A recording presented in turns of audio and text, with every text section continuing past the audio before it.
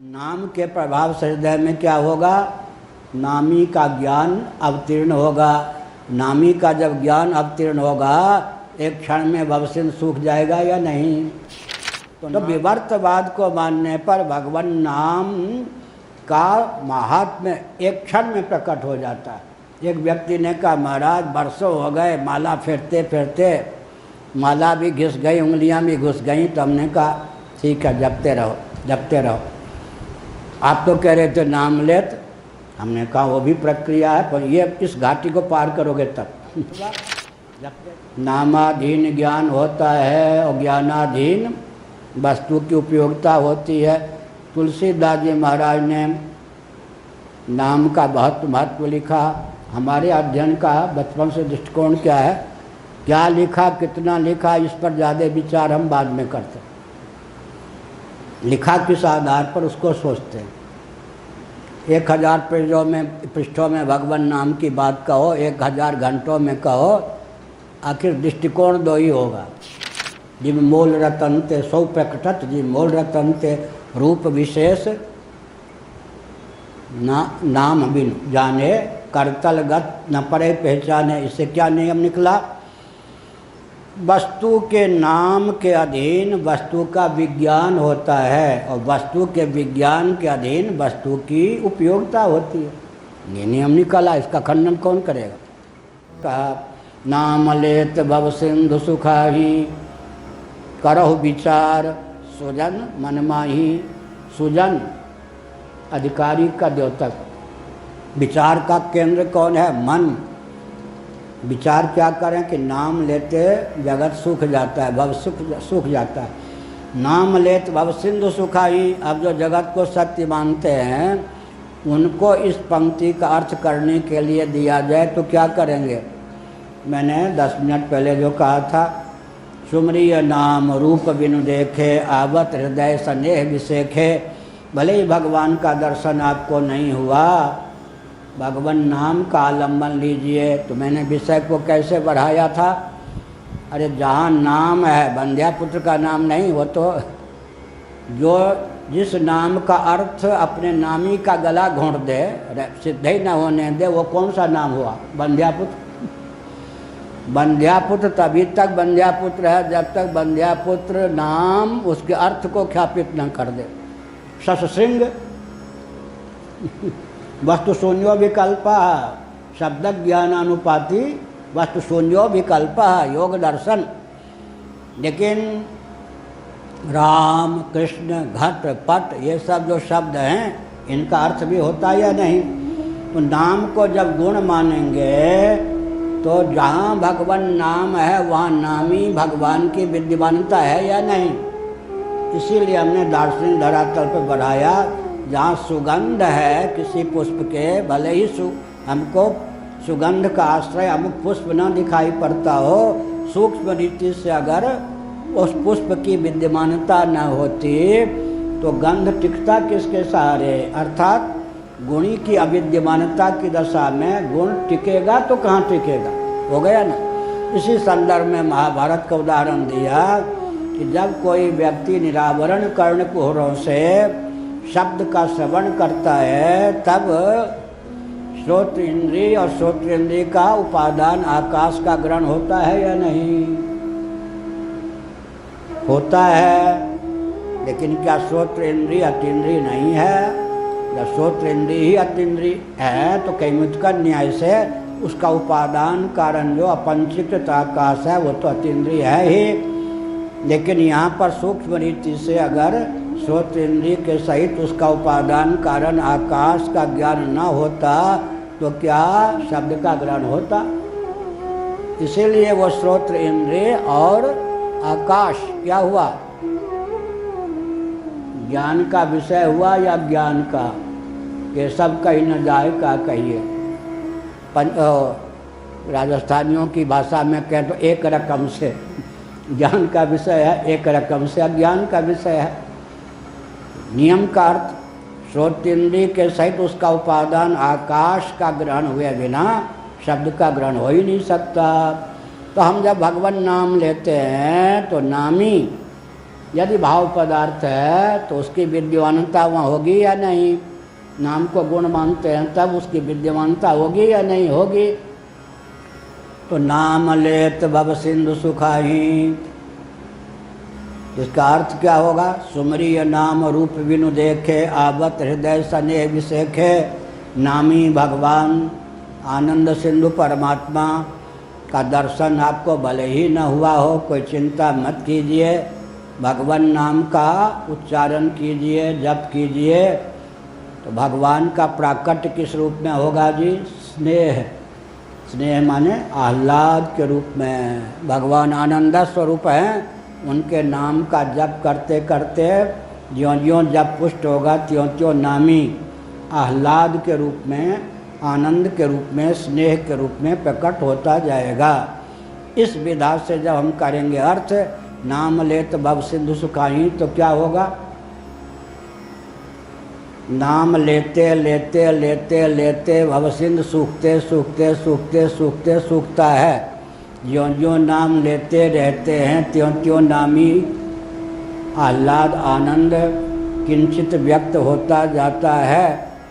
धीरे धीरे नाम के प्रभाव से जब आनंद की पूर्ण अभिव्यक्ति हो जाती है, आनंद प्रचुर रूप से अभिव्यक्त हो जाता है, तो भव सिंधु सूख जाता है। अब वैष्णवों की भाषा में क्या कहेंगे? भव सिंधु माने आनंद सिंधु में भव सिंधु की भावना हो गई है। लो वृंदावन में बोलना हो तो कैसे बोलेंगे? नहीं तो लाठी मारेंगे वो लोग, लठमार होली। वैष्णवों के बीच में बोलना हो तो क्या कहेंगे जी? आनंद सिंधु में भव सिंधु की भावना हो गई है, सदा तद्भाव भाविता। सब वैष्णव महाराज ने बहुत अच्छा कहा, बहुत अच्छा। आनंद सिंधु में भव सिंधु का भ्रम, मारेंगे लाठी से। एक उड़ीसा के व्यक्ति के पुरुष थे, वो हिंदी नहीं जानते थे, सेवा में थे। मैं नहीं जाऊंगी, लठमार होली। इन्होंने माइक पर दिखा, उस मोबाइल पर दिखा दिया, पर मैं नहीं जाऊंगी, मारेगा मारेगा। महिलाएं मारती हैं वहाँ बरसाने की होली में। मोबाइल से इन्होंने दिखा दिया, तो हिंदी जानते नहीं थे। वो मारेगा, माताओं के लिए मैं मारी जाऊंगी, मैं नहीं जाऊंगी, वो मारेगा। तो हम लोग खूब हंसते थे, बढ़िया निश्चल। उनकी माता बीमार पड़ गई तो माँ की सेवा में है। हमने क्या संकेत किया? भव सिंधु क्या है जी? आनंद सिंधु में भव सिंधु की भावना हो गई है, ये वैष्णव भाषा। आनंद सिंधु में भव सिंधु का भ्रम हो गया है, ये अक्षर वेदांतियों की भाषा। अर्थ में क्या अंतर हुआ जी?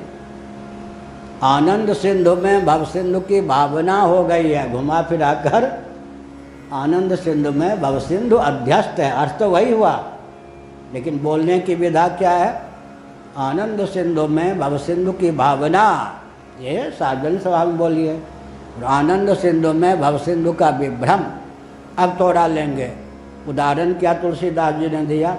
नाम लेत भव सिंधु सुखाही, करो विचार सुजन मन माही। मरुभूमि में अपार जल राशि दिखाई पड़ रही हो तो केवल नामी का नाम सुना दीजिए। अरे क्यों डूबने से डरता है?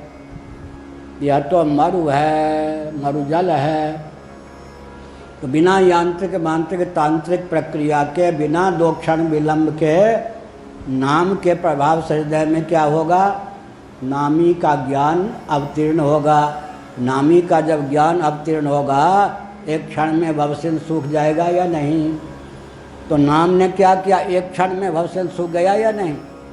नाम लेत, तो यहाँ पर अर्थ क्या करना पड़ेगा? जो जगत को मिथ्या नहीं मानते, नाम लेते लेते लेते लेते भवसिंधु सूखते सूखते सूखते सूखते सूखता है। और हमारे यहाँ नाम लेते ही एक क्षण में सूख गया या नहीं? नयम सर्पो रज्जुनियम, लाठी डंडा के बिना ही क्या हुआ? सर्प भाग गया, क्या रहा ही नहीं। तो विवर्तवाद को मानने पर भगवान नाम का महात्म्य एक क्षण में प्रकट हो जाता है। एक व्यक्ति ने कहा, महाराज बरसों हो गए माला फेरते फेरते, माला भी घिस गई, उंगलियां भी घुस गई। तो हमने कहा ठीक है, जपते रहो जपते रहो। आप तो कह रहे थे नाम लेत, हमने कहा वो भी प्रक्रिया है, पर ये इस घाटी को पार करोगे तब। जपते चलो जपते चलो जपते चलो, घाटी पार करोगे तो वो क्षमता आएगी कि एक क्षण में नाम लेते ही, नाम लेत माने नाम लेते ही, बात तो ठीक है। मरुस्थल है, जल नहीं है, या मरुजल, या मरुजल है माने जल नहीं है, मरु है। एक क्षण में सूख गया या नहीं? जगत एक क्षण में सुखा देता है नाम। यहाँ कौन सा नियम निर्धारित हुआ? नामाधीन ज्ञान होता है और ज्ञानाधीन वस्तु की उपयोगिता होती है। तुलसीदास जी महाराज ने नाम का बहुत महत्व लिखा। हमारे अध्ययन का बचपन से दृष्टिकोण क्या है? क्या लिखा, कितना लिखा, इस पर ज़्यादा विचार हम बाद में करते हैं। लिखा किस आधार पर, उसको सोचते हैं। 1000 पृष्ठों में भगवान नाम की बात कहो, 1000 घंटों में कहो, आखिर दृष्टिकोण दो ही होगा। ये सब विद्या मैं सभा में बता देता हूँ, क्या सभा में बता देता हूँ, मुझे कोई एक क्षण में नहीं प्राप्त हुई है विद्या, समझ गए? मैं तो सभा में बता देता हूँ, रस रहस्य की पराकाष्ठा है। लेकिन बड़ी विचित्र बात यह है कि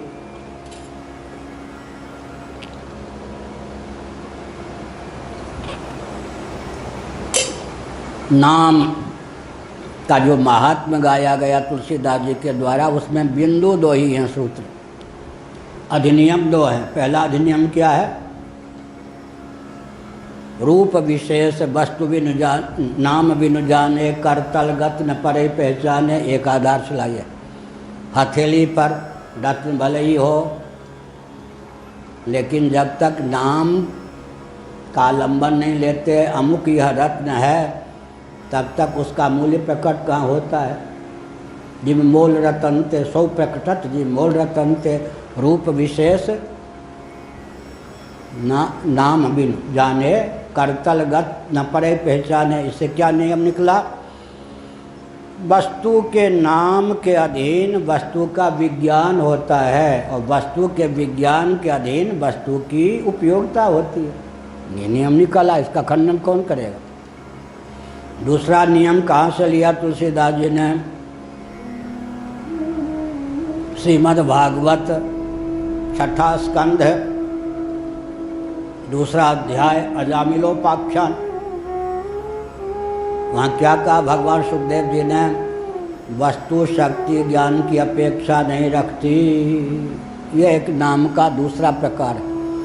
नामाधीन ज्ञान होता है, ज्ञानाधीन वस्तु की उपयोगिता होती है। एक नियम यह हो गया। लेकिन दूसरा नियम क्या है?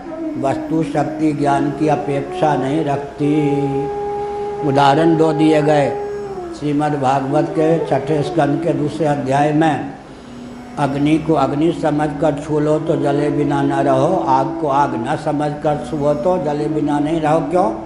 वस्तु शक्ति ज्ञान की अपेक्षा नहीं रखती।